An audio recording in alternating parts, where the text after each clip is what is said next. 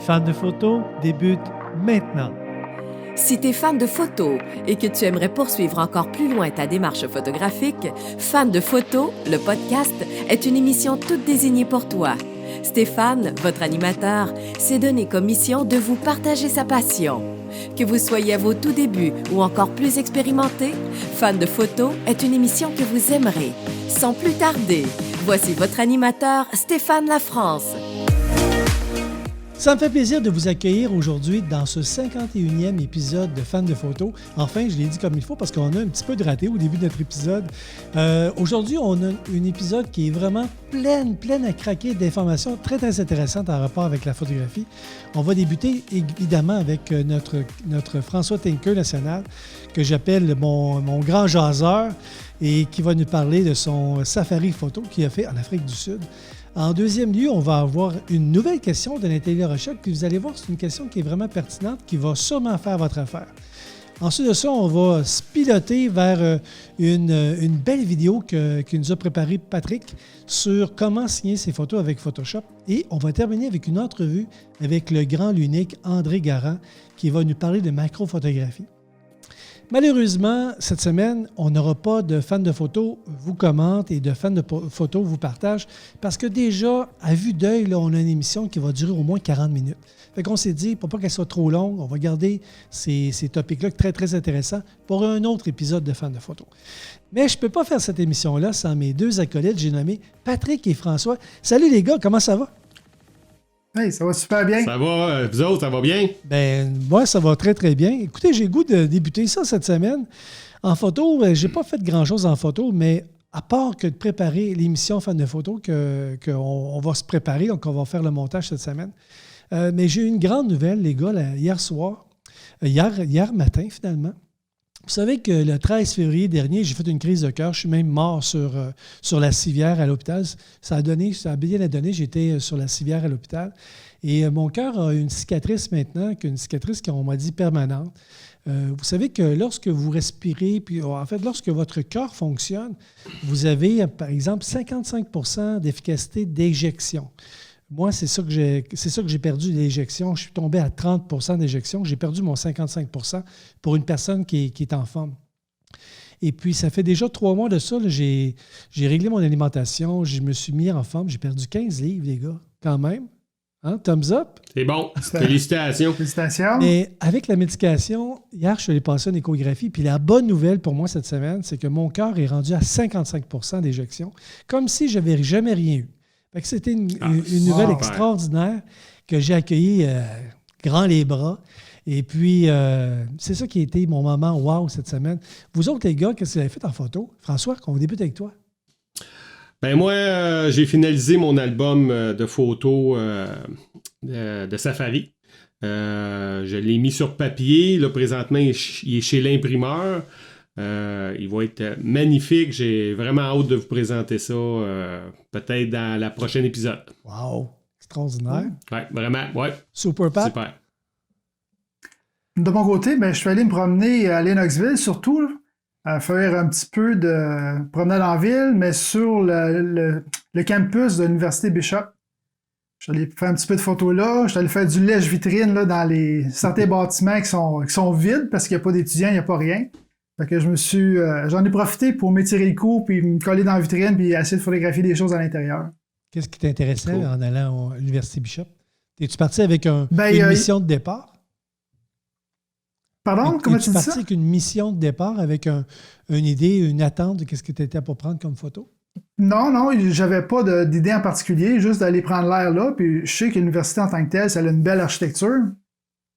Puis là, en promenant d'un bâtiment à l'autre, toujours à l'extérieur, je pouvais voir, j'ai vu des locaux au niveau des arts plastiques, des choses quand même intéressantes là, qui fait partie des cours là-bas à l'université. Fait que, non, je me suis promené un peu. Le campus de Bishop, il est bordé d'une forêt quand même autour, hein? As-tu rencontré des lions ou des gazelles?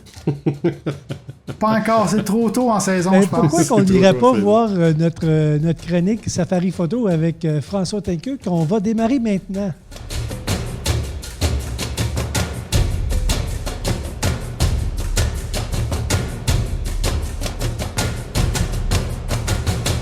Qui dit safari photo dit François Denker. François, j'aimerais ça que tu nous parles encore une autre chronique là, de safari photo que tu as fait en Afrique du Sud. Parle-moi ça. Ben oui, cette semaine, ça me tentait de vous parler de l'avion, du voyagement qu'il y a pour aller en Afrique du Sud, dans le fond.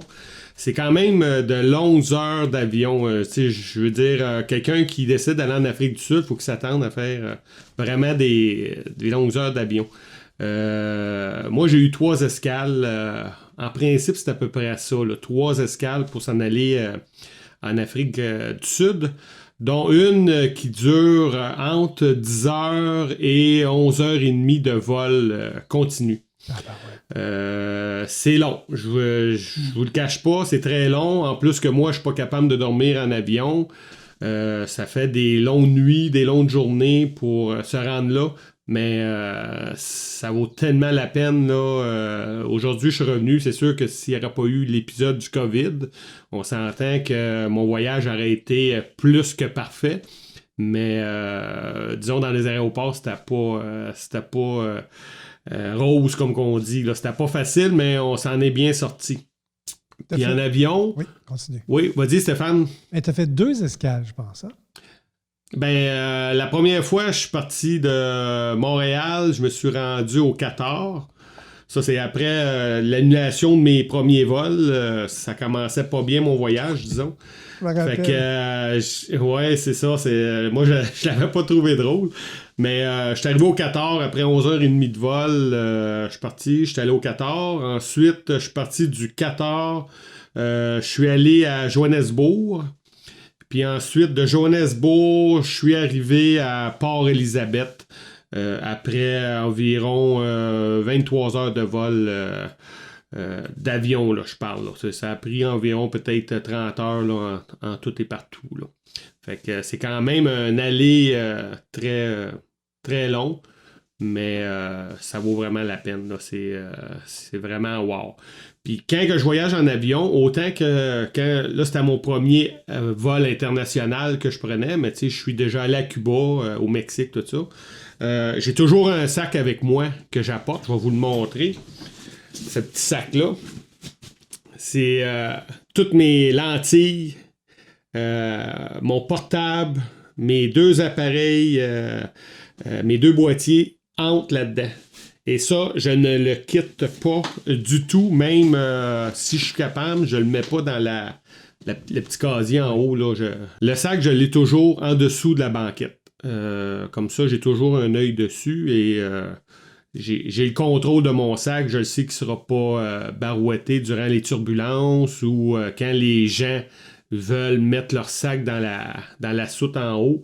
Ils ne tosseront pas, risquent de briser quelque chose. Donc, c'est le sac le plus précieux que j'ai. J'aime autant perdre mes bobettes que perdre mes appareils photo. Donc, c'est sûr et certain que c'est toujours avec moi. Fait que, puis, comme je vous dis, c'est long. Les voyages sont longs, donc on ne sait jamais qu'est-ce qu'on peut voir quand on arrête dans un aéroport. Donc, j'ai toujours mes appareils proches de moi si je décide de le sortir pour prendre un avion ou qu'est-ce qui arrive, un paysage peut-être quand j'ai le temps de sortir. À ce moment-là, je l'ai toujours avec moi. Donc, je suis sûr et certain de profiter du maximum de ma passion photo avec ça. As-tu toujours un objectif qui est connecté sur un de tes boîtiers? Non. Mes objectifs sont toujours à part, parce que j'ai toujours peur qu'à un moment donné, qu'il y ait de la pression à quelque part puis qu'il brise ma bague. Mais c'est quand même assez disponible pour que je suis capable de faire quelque chose assez rapidement. Je dis pas que je vais sortir ma 150-600 là, rapidement, mais ma 1770 ou ma 1020, je vais être capable de les sortir assez rapidement pour pouvoir assembler ça avec mes boîtiers. Lorsque tu arrêtais comme ça, c'est quand même possible. Lorsque tu arrêtais comme ça pour faire tes transferts d'avion, ou c'est ça, tes transferts d'avion, il y avait des moments d'attente, mais c'était quoi l'objectif de prédilection pour quelqu'un qui est dans un aéroport à attendre là, comme ça, puis à prendre des photos avec des infrastructures à l'intérieur de l'aéroport, puis ces choses-là? Ça dépend toujours de la durée de l'escale. Au départ, quand mes vrais vols, j'avais des 10 heures d'escale où je pouvais sortir de l'aéroport puis aller... au début, j'étais supposé aller à Munich. J'avais un musée à Munich, il y avait quelqu'un qui m'attendait là pour pouvoir aller prendre... J'avais un 8 heures comme il faut que je suis capable d'aller prendre des souvenirs de mon passage à Munich. Sauf que là, le COVID, toutes ces choses-là m'ont fait que je pouvais pas sortir des aéroports sans avoir une bonne raison. Donc, malheureusement, j'avais même un guide, j'avais réservé un guide en Autriche en revenant. J'avais une journée complète avec ce guide-là. J'aurais fait des photos magnifiques, je suis sûr et certain, mais les changements de vol, les annulations de vol ont fait que malheureusement, j'ai pas pu sortir des aéroports. Là. C'est plate, mais c'était la vie. Là. Mon but premier était d'arriver au Canada le plus tôt possible, parce que déjà là, en revenant, c'était pas drôle dans les aéroports. Là. Fait que c'est une chose que j'ai vécue, que j'espère de plus vivre, puis que je souhaite pas ça à personne. Au niveau des aéroports, qu'est-ce que j'ai vécu. Mais je suis revenu au Canada, sain et sauf, en bonne santé et tout. Donc, je suis quand même content de ce qui est arrivé.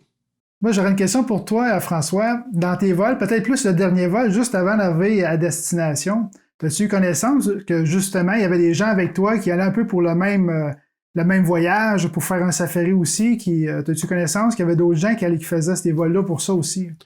Je vais t'avouer, non. Parce que quand je suis allé là, j'étais seul et c'est sûr que j'ai vérifié un peu les gens alentour de moi.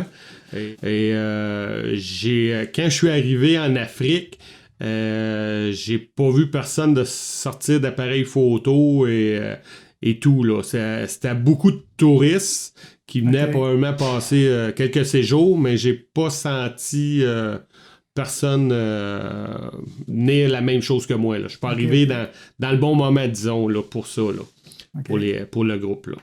Mais quand je suis arrivé en Afrique, c'est ça, j'arrive en Afrique en avion, je suis accueilli par le guide. À ce moment-là, là, je suis comme tout un petit peu excité.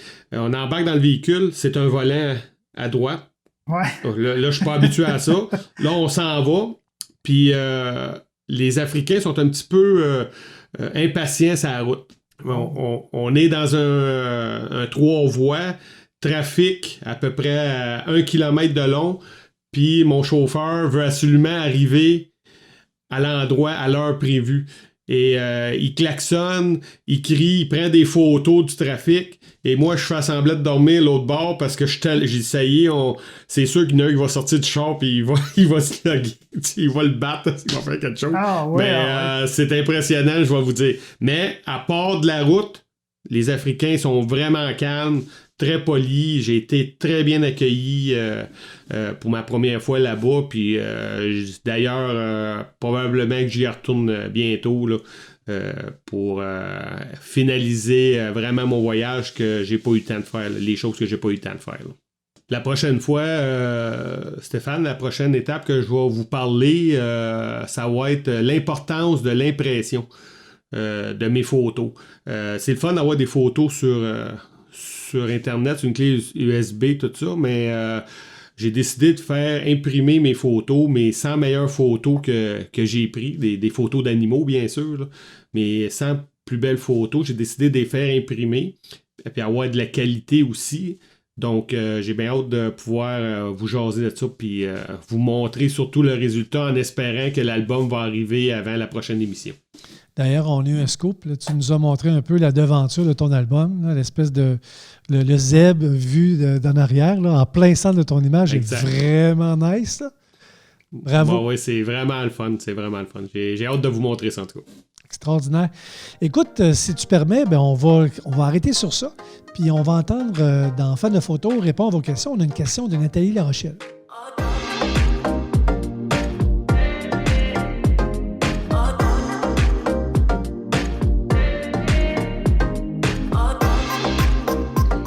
Bonjour Stéphane, Patrick et François. Petite question pour vous autres ce matin. Je me sens un petit peu comme une journaliste à TVA avec M. Legault et ses acolytes, alors voici ma question. Au niveau de la signature qu'on appose sur nos images, est-ce qu'il y a des règles de base à respecter, des choses qu'il ne faut absolument pas faire? Est-ce qu'il y a aussi une couleur de base à privilégier? Est-ce qu'on doit nécessairement utiliser le blanc, le noir, à la limite le gris, ou si on peut se permettre d'utiliser d'autres couleurs également? Merci beaucoup de répondre à ma question et bonne émission. Ciao! Écoute, Nathalie, c'est une très bonne question que tu nous proposes cette semaine. Merci de nous l'avoir envoyée sous forme vidéo. Puis j'invite tous nos fans de photos à faire de même, de nous envoyer vos photos, non seulement en écrit, en audio, mais également en vidéo. Comme ça, on peut vous insérer sur l'émission. Puis je pense que ça donne une valeur ajoutée à votre question, à votre personne, et puis à votre intérêt pour votre question. Maintenant, les grandes règles de base qui entourent, et ça c'est vraiment subjectif là, à moi personnellement, qui entoure la règle qui entoure la signature, je te dirais, première règle très importante, c'est d'utiliser une police qui est facilement lisible par les autres. Deuxième règle, ce serait d'utiliser une grandeur de police qui est tout juste permissible, qu'on puisse l'identifier, qu'on puisse te reconnaître facilement. Pas trop grande. Aussitôt que tu es en mesure de pouvoir reconnaître ou de lire ta signature, arrête là, tu n'as pas besoin de la mettre plus grande que ça. Troisième règle, ce serait de la mettre en noir ou en blanc ou dans l'une des teintes entre le noir et le blanc. On parle de gris, évidemment. On ne veut pas de signatures qui sont colorées, rouge, bleu, vert. On évite ça. Ça met une couleur autre que la couleur qu'on a sur nos photos. Puis ça enlève un peu de prestige là, à l'ensemble de ton image. Et je vais terminer en disant que tu vas la placer à un endroit, ta photo, où est-ce que, par exemple, si, mettons, je me place comme ça, puis ici, sur ta droite, comme ça, sur ma photo, tu vas voir que peut-être que c'est un peu plus pâle. Hein? Peut-être que c'est une région un peu plus lumineuse. Tu vas utiliser cet endroit-là pour mettre ta photo, puis tu vas utiliser une signature qui est probablement de couleur plus foncée, noire peut-être. Je te suggère ça. Ou si c'est un endroit où c'est très, très foncé déjà, que tu vas placer ici, au niveau de l'arrière-plan de ta photo, bien, tu vas utiliser une signature qui va être une couleur, une teinte beaucoup plus pâle. On parle de blanc ou un petit gris pâle. Ce qu'on ne veut surtout pas, c'est une signature en couleur et c'est une signature qui va être sur la personne, qui va être sur ta photo. Donc, toujours placer la signature devant la personne. C'est un bon conseil de base. Et puis, je te dis merci d'avoir participé et puis on revient en studio. Ben, c'est le fun, Nathalie, parce que justement, j'ai fait une petite capsule à propos de la signature avec Photoshop. Donc on peut regarder ça. Salut fans de photos! Aujourd'hui à la capsule fans de photos, on va voir comment faire une signature pour apposer sur vos photos avec Photoshop. C'est parti!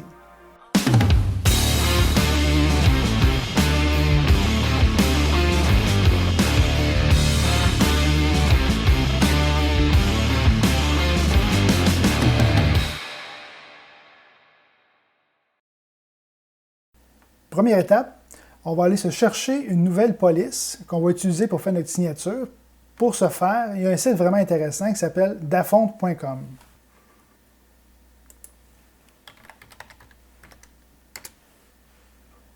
Donc, on le voit ici, police à télécharger. Il y a énormément de polices. Étant donné qu'on veut faire une signature à la main, ce serait du genre de script qu'il faudrait utiliser idéalement. Donc, plus particulièrement, la calligraphie.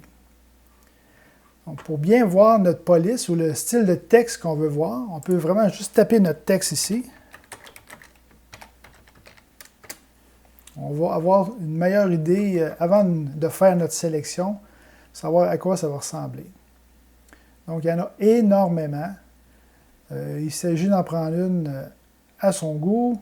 Donc, en se promenant, j'en ai trouvé une qui serait peut-être intéressante dans la deuxième page, si ma mémoire est bonne, qui est juste ici, Amalfi Coast. Donc, pour l'utiliser, on voit ici, c'est écrit « Gratuit pour usage personnel ». Donc, ça va être notre cas. Il n'y a absolument rien, tout à fait gratuit. On la télécharge. Le téléchargement se fait. Une fois terminé, on vient l'ouvrir. On double-clique ici sur le fichier .ttf. On vient installer. L'installation se fait. Une fois terminé, on ferme ça, et on peut aller ouvrir Photoshop. Dans Photoshop, on va venir créer un nouveau fichier. Un nouveau fichier qu'on va appeler signature, d'une largeur de 1000 pixels par 500, avec la résolution de 72, avec un fond blanc. On fait créer. Ensuite, on va venir chercher notre outil texte. On va venir choisir notre bonne police, qui s'appelle Amalfi Coast régulier. On s'assure qu'on est en noir et on vient cliquer au centre. Je vais réduire un petit peu la police parce que ça risque d'être gros. Donc, je mets ici. On clique au centre pour le centrer. On écrit notre signature.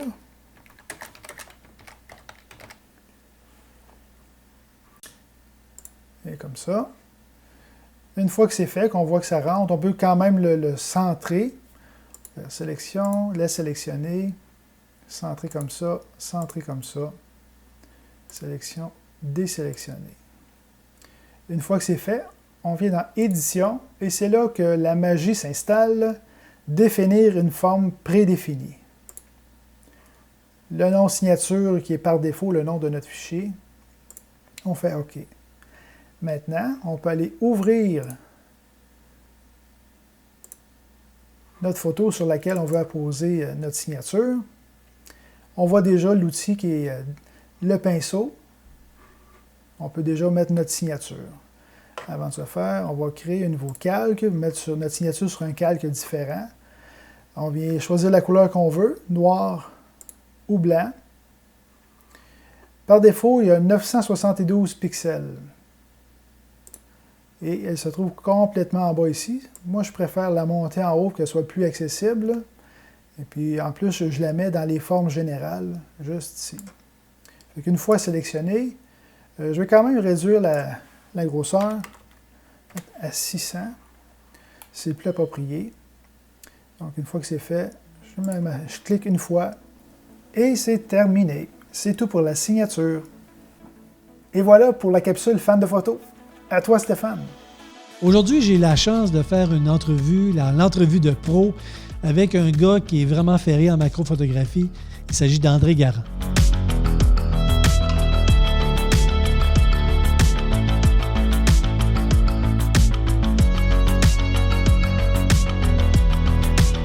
Et bien évidemment, je suis tellement heureux aujourd'hui de vous accueillir et surtout d'accueillir un invité de marque parce qu'on va entendre parler de André Garand. C'est qui André Garand dans la région de Sherbrooke? Bien, je pense que c'est un passionné de macrophotographie, puis je suis tellement heureux de l'avoir sur l'émission. Bonjour André.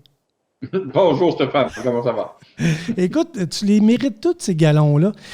Dis-moi André, toi tu es membre d'un club photo, je pense même de 2 clubs photo?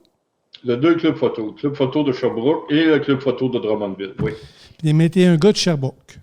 Oui, mais je suis un gars de Sherbrooke originalement et depuis à Sherbrooke, ça fait une dizaine d'années que je suis membre du club à photo Sherbrooke et d'une couple d'années à celui de Drummondville.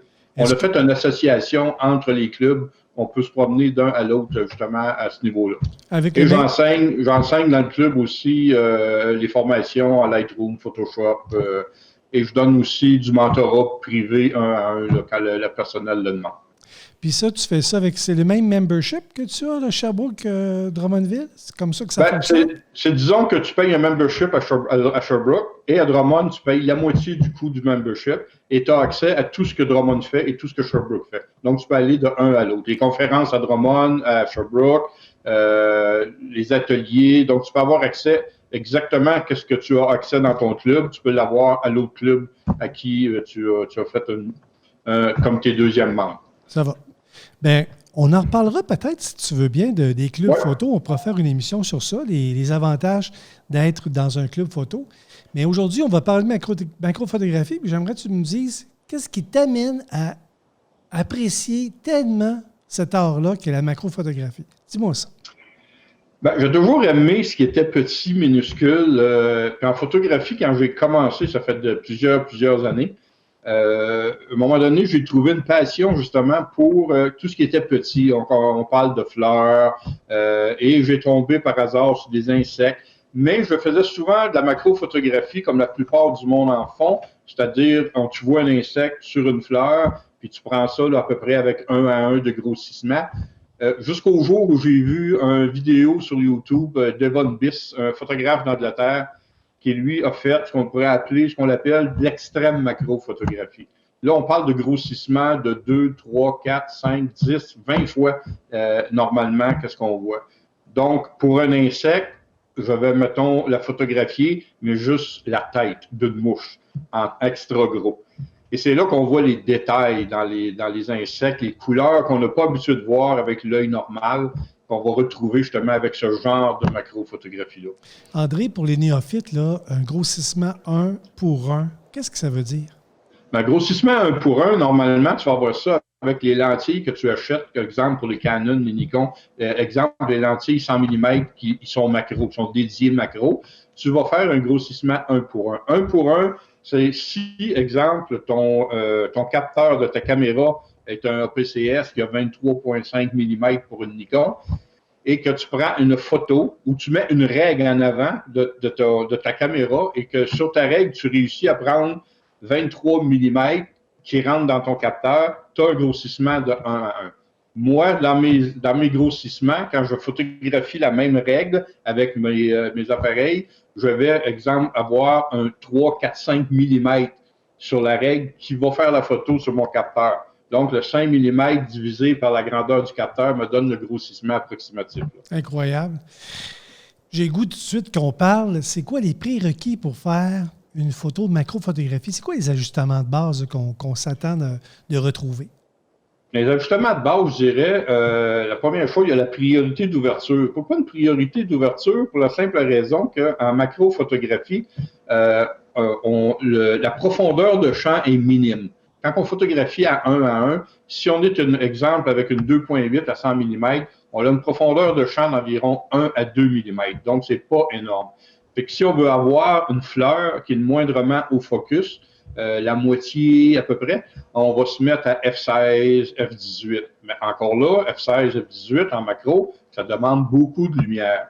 Donc, ça prend de la lumière. Pour ça qu'aussi, on va être sûr qu'on est dans un environnement très lumineux. Donc, c'est le genre de photographie qu'on peut faire en plein après-midi. Contrairement à d'autres photographies qui sont moins belles au gros soleil, ce genre de photographie-là, souvent, peut être fait en plein après-midi et va nous donner quand même de très bons résultats. On parle de photographie macro parce que quand on fait de la photographie de portrait, ce qu'on veut obtenir, là, c'est d'avoir un bokeh, hein, c'est d'avoir un arrière-plan flou, un avant-plan flou. Mais quand on fait de la macrophotographie, c'est comme le contraire. On veut que tout soit net. Ben, on veut que tout soit net sur l'objet qu'on prend en photo, exemple la fleur, mais à l'arrière de la fleur, par exemple, on tombe tout de suite en bokeh, on tombe vraiment avec un arrière flou, parce que comme on l'a dit précédemment, la profondeur de champ est minime. Là. Donc, c'est pas long qu'en arrière de ton sujet, tu tombes vraiment en flou ou en bokeh, dépendant de tes ouvertures et si il y a de la lumière en arrière ou pas. Pour les amateurs qui vont avoir le goût de se mettre à la macrophotographie, c'est quoi la difficulté première qu'ils vont rencontrer? La difficulté première, je dirais, c'est le mouvement. Le mouvement, parce qu'en macrophotographie, le moindre mouvement va faire un flou sur ta photo. Donc, ça prendrait, je dirais, au départ, un bon trépied pour être stable. Ou à l'extérieur aussi, souvent, il y a des impondérables, comme le vent. Si tu essaies de photographier une fleur, qu'il y a moindrement un peu de vent, ça va être très difficile. Parce que si tu montes ta vitesse à 1/2 millième, tu vas avoir besoin extrêmement de grosses lumières. Donc, ça va te prendre 2-3 flashs déportés pour t'amener la lumière qui va te manquer justement pour prendre ta photo. Il y a plusieurs, c'est vraiment un nouveau genre d'apprentissage en macrophotographie, dépendant aussi des lentilles et de ce qu'on va mettre comme pour faire de la photographie. les accessoires qu'on va prendre pour faire de la macrophotographie. On en parle-tu des accessoires? Qu'est-ce qu'il y aurait disponible On peut en parler. Oui. Je dirais l'accessoire de base, quelqu'un qui veut commencer, tout simplement, le moins dispendieux, c'est si vous avez une lentille, j'en ai une ici, on va vous la montrer, vous avez une lentille ici de 50 mm normalement, OK, qu'on met sur une 1.8, ça vaut une couple de centaines de dollars. Vous pouvez acheter un adapteur ici, tout simplement une bague que vous allez mettre au bout de votre lentille ici et vous allez inverser votre lentille. C'est assez incroyable, ça. Hein? C'est assez incroyable, ça. Pardon? C'est assez incroyable, ça. Oui. Qu'on va visser quelque chose qui va sur votre caméra va être en réalité la partie qui va photographier.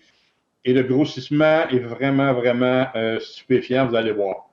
Ça, c'est la seule chose que ça vous prend, c'est une bague. À ce moment-là, on n'a plus accès à l'ouverture, l'ajustement d'ouverture comme on tombe en manuel. C'est ça. Tous les ajustements vont se faire en manuel. Et en macro, la plupart du temps, c'est ça, c'est qu'on va prendre une photo et on va avancer avec notre caméra et reculer pour faire le focus. Et là, on prend notre photo quand on a le bon focus.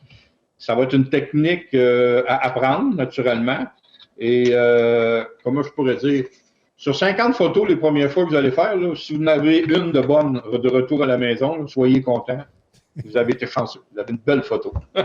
La deuxième option, je dirais, dans les prix et facile à avoir, ce sont ce qu'on a ici. On appelle ça... Attends un petit peu, André. Je ne veux pas t'aller trop vite, s'il te plaît. Oui. Je reviens à ton objectif pour faire l'inverse de l'objectif. Là. Oui. L'ouverture, on ne peut pas jouer avec l'ouverture non plus, là. Oui, tu peux jouer de l'ouverture. Si ton ouverture ici va jouer, va fermer, ça va te prend une bague, ça te prend un objectif avec une bague d'ouverture sur le boîtier. Manuel. Ouais, oui, ça. sur le comme l'époque. Comme à l'époque. Ouais. Okay, c'est ça, exactement. Les bonnes anciennes 50 mm d'époque. Exactement. Okay. Parce que les nouvelles, justement, électroniques, non, ça ne pourra pas faire la même chose. OK. La deuxième les bagues rallonges? Oui, les tubes de rallonge qu'on a ici. Normalement, les compagnies en vendent en série de 3. Comme celui-ci, c'est pour Nikon. Donc, j'ai 3 tubes de rallonge qui peuvent se défaire et en prendre juste un à la fois si on veut. On va défaire celui-là ici, comme ça. Donc, vous pouvez les défaire et les mettre en morceaux ou les mettre un en arrière de l'autre. On a des grandeurs différentes. Des 12 mm. Ici, j'ai le plus gros, je crois que c'est un 36. C'est ça. 36 mm, 2 12 mm. Okay. Pour les Sony, c'est une 12 et 20, je crois. Il y en a juste 2. Ça dépend des marques de caméra. C'est pas dispendieux. Vous mettez ça entre votre lentille et votre boîtier. Et ça fait un grossissement sur votre lentille. Et puis ça, mettez ça avec une téléphoto de 200, là, et vous allez voir que vous allez avoir du fun avec ça. Ça, c'est des baïonnettes qui sont dédiées aux fabricants, là. Nikon, Canon. Oui, faites attention. Choisissez toujours celle qui est pour votre... naturellement, pour votre marque de caméra. Okay. Et comme j'ai dit, ça, c'est la même chose. Vous allez avoir du très bon grossissement avec ça, mais quand vous allez bouger, ça va être très, très, très facile d'avoir des flous de bouger avec ça. Donc, c'est suggéré de mettre ça avec un trépied, naturellement. As-tu une grosseur de trépied en tête, toi, quand tu fais de la macrophotographie comme ça, pour être le plus stable possible? J'ai 2 trépieds. J'ai un trépied, disons, de studio qu'on peut dire qui est plus massif un peu, mais qui est pesant à traîner quand on va à l'extérieur. Et j'en ai un autre qui est un peu plus fin. Mais le truc avec un trépied, c'est si vous avez votre sac à dos, vous y mettez un crochet en dessous, vous accrochez votre sac à dos pour le tenir vraiment en triangle et solide au sol, pour pas qu'il y ait justement de vibration. La place que je vous déconseille d'aller prendre une photo, exemple à Sherbrooke, c'est sur le pont de la rue Frontenac, je crois, là, où il y a les chutes qui sont colorées, là, qu'on voit, les chutes d'eau. Mettez votre trépied là sur le pont, mais quand les autos vont passer, vous allez voir que vous allez avoir de la vibration comme ça dans votre écran. Ouais. Donc, il faut vérifier aussi où est-ce qu'on se place pour mettre notre photo. Mais oui. Des trépieds, il y en a de tous les prix. Il y a des trépieds à 100, 200, 300, j'en ai vu jusqu'à 1000, 1500 $. Les Gizzo en carbone, c'est des trépieds de 1000 $, mais ça ne pèse rien. Ouais. C'est sûr. Ça dépend de votre budget. Tout à fait. André, donne-moi donc les exemples là, que les gens pourraient comme accrocher et dire « Hey, ça, c'est une photo de la macrophotographie qui m'intéresse. » Il y a les bébites, comme on connaît. Il y a les bébites. On entend la plupart aussi vont aimer prendre la macrophotographie avec les fleurs. Oui. Et tu peux faire à ce temps-ci, justement, dans le temps du confinement, il y a plein de macrophotographies qu'on peut faire à la maison. On peut expérimenter et faire plein de macrographies à la maison. Tout objet peut être photographié en macrophotographie. Vous allez voir, c'est très intéressant. Exemple, prenez une fraise et faites une macrophotographie d'une fraise. Vous allez voir que c'est vraiment impressionnant à voir. Là. Il y a plusieurs autres objets dans la maison, comme je vous disais, qu'on peut... Des fleurs. Vous avez des pots de fleurs ou de plantes à la maison, la même chose. On peut faire de la photographie macro avec cela. Là. Ou de l'eau et de l'huile dans un plat. Ça, vous pouvez avoir vraiment une expérience superbe avec ça aussi. Et plusieurs des formes et des shapes qu'on peut dire là, qui va se former avec l'huile. Ça peut être de l'eau, de l'huile, du lait, avec de la couleur justement alimentaire. On met une goutte dedans, puis on la photographie dans un plat en macro. Ça a l'air d'un univers presque avec ça. Là. C'est pas besoin de fumer du pot, là. On peut faire la macrophotographie. Non, pas du tout. André, tu nous as envoyé des belles images. Entre autres, dans les mains, j'ai l'installation que tu as fait sur trépied avec ton iPad en dessous, un tabouret inversé pour faire une table sous ta matrice où est-ce que tu vas photographier, ta vitre comme telle. Là. Ça, c'est quelque chose que tu as commencé? C'est ton installation de début, ça? Ça, c'est une installation, oui, j'ai pris ça à peu près un an ou deux. J'étais justement à l'intérieur dans du mauvais temps, puis je voulais faire de la nouvelle photographie. Et c'est avec ça que j'ai testé. J'avais vu sur Internet quelques photos d'eau et d'huile qui m'intéressaient, et j'ai dit, tiens, m'essayer ça. Mais le problème était toujours d'avoir un beau fond, et j'avais pas de papier imprimé avec des belles couleurs ou un tableau pour mettre mon plat de vitre par-dessus et faire mon fond. Autrement dit. Et c'est là que j'ai pensé, j'ai dit, tiens, le iPad, on peut mettre ce qu'on veut. Et l'éclairage qui fait que éclaire mon huile et mon eau par-dessous, ça sort vraiment, vraiment superbe. Je vais montrer à l'écran les images que tu m'as envoyées, entre autres, justement, de l'eau et de l'huile, puis la photo. C'est quoi, c'est un échinacée, ça? C'est le centre de... Je pense que c'est... oui, je pense que c'est un échinacée. Deux belles images. Je pense que c'est accessible. C'est des sujets qui sont accessibles à tout le monde. C'est une façon de faire qui est accessible à tout le monde. Dans un deuxième épisode, peut-être que tu pourrais revenir puis tu pourrais nous parler du André Garand, là, l'espèce de le capoté là, en macrophotographie. Oui, c'est ça. Où est-ce que... Je sais que tu as investi dans une machine qui te permet de faire du photo-stacking, mais quelque chose de minutieux, avec un éclairage extraordinaire. J'aimerais que tu reviennes à l'émission, André, pour nous parler de ça. Ça va me faire plaisir, même. L'invitation est lancée, à toi de la relever. C'est sûr. André, comment on fait pour te rejoindre? Moi, je suis facile à rejoindre. Vous avez tout simplement à taper dans la recherche de Facebook André Garand. Vous allez avoir ma page Facebook. Dans le site de 500px, où la plupart du monde met des photos, la même chose. Vous avez juste à écrire mon nom, André Garand avec un T. Et c'est les deux places, je pense, où ce que vous pouvez vraiment me rejoindre. Et vous allez voir la plupart de mes photos de tout genre que j'ai pris, qui sont là, dans de l'infrarouge, de la macrophotographie, de la macro intérieure, paysage. La seule chose que je n'ai presque pas touchée, c'est des portraits. J'enregistre tout ça, moi, là. Photo, infrarouge. Faut que tu reviennes à l'émission. Ça a été un autre été, disons que j'ai décidé de me lancer et de faire de la recherche en photo infrarouge et j'ai sorti des photos infrarouge. D'ailleurs, je veux recommencer cet été à refaire une série en infrarouge avec André, différents... garde-en pour une autre émission. On va revenir. Okay. Je vais te réinviter.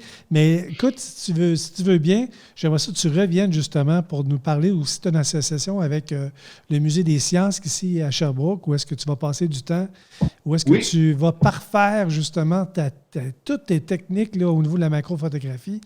Et je te remercie tellement d'être avec nous aujourd'hui pour Fans de photos. Ça veut-tu dire que les gens qui ont des questions à poser en macrophotographie, ils peuvent venir cogner à ton Internet? Oui, ils ont juste à aller sur ma page Facebook et m'envoyer un message, un MSN ou mon courriel. Mon courriel est marqué sur Facebook. Et c'est pas compliqué. Mon courriel, c'est garandandré@gmail.com, tout simplement. Et ça va me faire un plaisir de le répondre. Même souvent, quand les personnes me demandent des conseils de même, pour moi, le plus facile, je leur fais une vidéo, je leur envoie une vidéo en démontrant exactement sur vidéo quoi faire. le cœur sur la main, puis j'aime ça, des gens comme ça. Merci beaucoup, M. Garand, de vous être prêté au jeu de fans de photos. Et puis, on va vous lancer cette invitation-là. La deuxième invitation, c'est garanti. Merci beaucoup. Merci, Stéphane. Salut. Salut. Ce qui est bien le fun avec cette entrevue-là qu'on vient de faire avec André Garand, c'est qu'il va revenir. Il va revenir. Puis pour ne pas le manquer, bien, je vous invite à vous abonner à notre chaîne YouTube, émission Fans de photos. Puis je vous l'indique à l'écran comme ça. Ça va vous permettre de pouvoir le savoir à chaque fois qu'on va sortir un nouvel épisode, bien, vous allez être alerté via un courriel. Donc, émission Fans de photos sur la chaîne YouTube. Les gars, on arrive déjà à la fin de l'émission. Merci beaucoup d'avoir été là. Ça a été vraiment un plaisir de vous avoir une fois encore. Je commence avec toi, Pat. Comment on fait pour te rejoindre cette semaine? Bien, comme d'habitude, par Facebook, Messenger, c'est un moyen vraiment facile de me rejoindre. Un petit message, c'est sûr, je les prends tous les jours. Donc, Patrick Lefebvre, une question, n'importe quoi. Puis, je vais répondre du mieux que je peux. Extraordinaire. François? Ben moi, c'est pareil. Facebook, je crois que c'est la meilleure façon de me rejoindre, soit sur ma page Think Image ou sur ma page personnelle en privé. Là. Puis je vais faire du mieux que je peux pour répondre à vos questions également. Pour ma part, vous pouvez me rejoindre également sur Facebook, à Stéphane Lafrance, évidemment, ou vous pouvez me rejoindre tout en m'envoyant vos questions puis par courriel à info@milimic.com. N'oubliez pas vos questions, ce serait le fun qu'on puisse les recevoir en vidéo. Comme ça, vous allez pouvoir voir votre bête arriver là, sur notre émission Fans de photos. C'est une belle façon de participer. Je vous rappelle que les photos qu'on a reçues, j'ai reçu une dizaine de photos déjà avec le thème mouvement. On va les commenter, faites-vous en pas, on va les commenter dans un prochain épisode. Mais avant de terminer, les gars, on fait ça un petit toast à notre amie Céline Dion? Bien sûr. Bien certain. Hey! Merci Céline. Oui, regardez ce que Céline Dion nous a fabriqué. De belles tasses à l'effigie de la photographie. C'est nous qui sommes sur les tasses. De belles tasses. Vous êtes d'accord avec ça, les gars? Hein?